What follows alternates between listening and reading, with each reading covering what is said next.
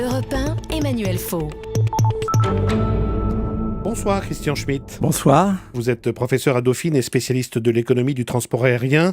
Alors nous le disions, 15 jours de grève à Air France, retour progressif à la normale demain, 4e journée de débrayage demain pour les pilotes de la Lufthansa. On va voir les similitudes un peu entre ces deux conflits. Mais d'abord, est-ce que vous pensez que la direction d'Air France va pouvoir tenir sa promesse faite aux pilotes en grève de ne pas développer le projet Transavia Europe, ou est-ce que c'est reculer pour mieux sauter ? Ne pas développer Transavia Europe me semblerait tout de même une erreur stratégique de fond. Parce que là, on rentre dans le sujet. C'est pas un hasard si deux grandes compagnies, la première d'Europe et la seconde, les deux premières, Lufthansa et Air France, se trouvent confrontées un peu aux mêmes difficultés. Et donc il y a un problème qui dépasse très largement l'Hexagone, qui est-ce que les grandes compagnies ont bien évalué l'évolution de leur marché ? Ils avaient l'œil rivé, l'une et l'autre d'ailleurs, sur le prix du pétrole, sur l'acquisition des modèles, la 380, la 350, la 330 bientôt. Mais effectivement, cette question des low cost était une question qu'on pensait pouvoir, je veux dire, éviter. Pourquoi ? Alors, marginal. Il y a deux raisons.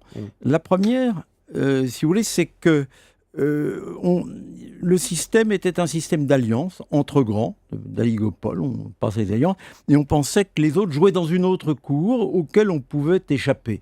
Et je pense que le bond extrêmement rapide au cours, et maintenant énorme, qui est prévu des low cost, a échapper à une partie des perspectives stratégiques des grandes compagnies. Mais ça veut dire que pour survivre, ces grandes compagnies, parmi les plus grandes d'Europe, Air France et la Lufthansa, vont devoir intégrer justement une branche low cost dans leur stratégie. Il y a plusieurs techniques possibles. Il y a en plus les compagnies, précisons-le, il y a aussi les compagnies du Golfe, voilà. comme Qatar Airways et Emirates qui concurrencent la Lufthansa. Alors, il faut reprendre le problème à sa base.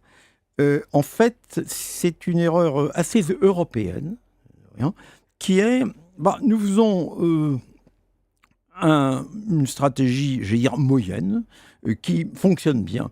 Et on n'a pas vu qu'il y aurait effectivement un éclatement des segments avec les très riches, vous avez cité Qatar, Etihad et Emirates, et de l'autre côté, le low cost. Ouais. Et là, maintenant, il faut que ces compagnies entrent dans les deux. Sans ça, elles risquent d'être réduites, leur portion risque d'être fortement réduite. Et le low cost, tout de même, ça fait un moment qu'il existe. Et visiblement, les prévisions, le marché éclate, puisqu'on prévoit jusqu'à, à terme, en Europe, de l'ordre de 28 à 30%. Si je vous entends bien, Christian Schmitt, le projet Transavia Europe, il reviendra par la fenêtre à un moment ou à un autre. Selon ce que je pense. Sauf à mettre en péril l'avenir d'Air France. Oui, je pense qu'il est à peu près inévitable. Alors maintenant, le problème, c'est qu'on a joué Europe plutôt que la France plutôt que l'Europe. Bon, est-ce que c'est pertinent ?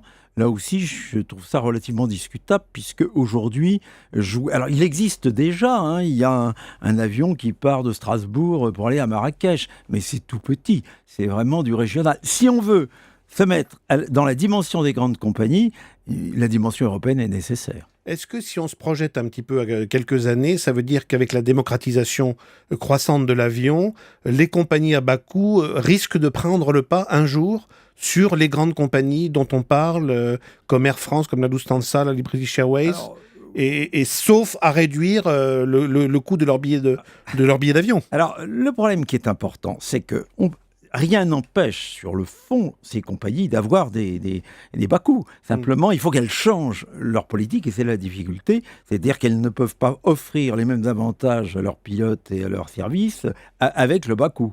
Le problème est celui-là. Sur le fond, non, je pense que les grandes compagnies devraient avoir un segment bas coût pour avoir un ensemble de gammes. C'est le fait de multiplier les gammes. Est-ce que c'est une profession intouchable, les pilotes ? Vous savez ce qu'on a dit au cours de ces 15 jours de conflit d'Air France, un peu privilégiés. Je pense que justement, elles se croyaient intouchables. Et elles sont touchées. Elles sont touchées. Merci beaucoup, Christian Schmitt, d'être venu dans Europe 8. Je rappelle que vous êtes économiste, spécialiste de l'économie du trafic aérien. Emmanuel Faux. Europe Nuit.